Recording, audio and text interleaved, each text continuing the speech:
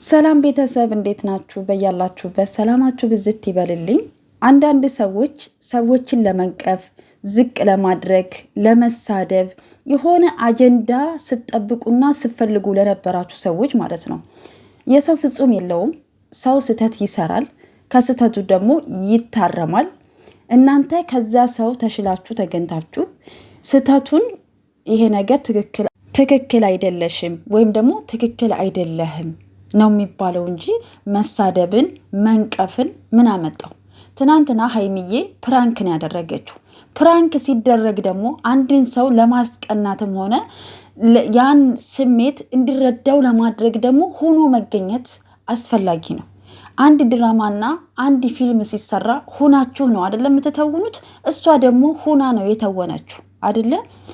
ግን ደግሞ ምን ችግር አለ መሰላችሁ?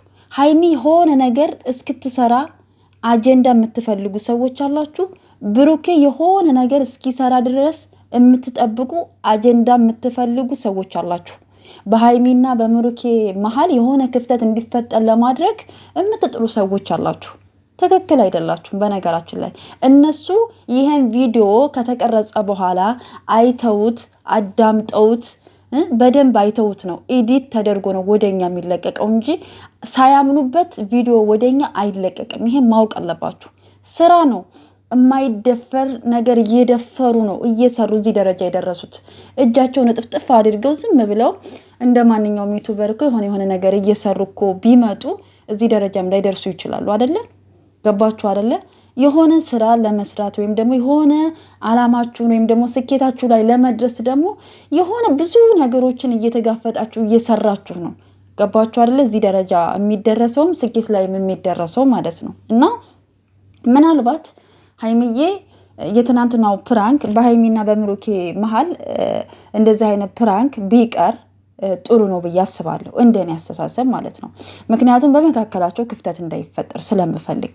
ግን ተነጋግረው የሚሰሩ ከሆነ ድራማ እንትን ብለው የሚሰሩ ከሆነ ግን ምንም ችግር የለውም ማለት ነው። ገባቸው አይደለ? ሌላ ምንም ችግር የለውም። ስለዚህ ቅዱሴ ደግሞ ከዚህ በፊትም ወንድሟ ነኝ ወንድሜ ነው። ያው መወለድ ቋንቋ ነው አይደለ? ስለዚህ ልጆቹ የሆነ ችግር ውስጥ እንዲገቡ ለማድረግ የሆነ አታቆሳቁሱ፣ አታቀሳስሩ። እሺ በቃ ስራ ነው ተባላችሁ፣ ፕራንክ ነው ተባላችሁ፣ አለቀ ነገሩ፣ አከተመ። ስህተት ካያችሁ ደግሞ ያንን ሰው ከስህተቱ አይ ትክክል አይደለሽም ወይም ደግሞ ትክክል አይደለህም ብላችሁ ከስህተቱ አርሙት እንጂ በቃ የሆነ ነገር ለመናገር የሆነ ኃይለ ቃል ለመናገር የሰው ልብ ለመስበር ቅስም ለመስበር የሆነ ነገር አጀንዳ አትፈልጉ። በቃ ሴቶች ናችሁ፣ እንደ ሴት ተረዱ አይደለ? ወንዱንም ደግሞ እንደ ወንድማችሁ ተረዱት፣ አለቀ። የሆነ ነገር አትቆስቁሱ፣ አታቀሳስሩ።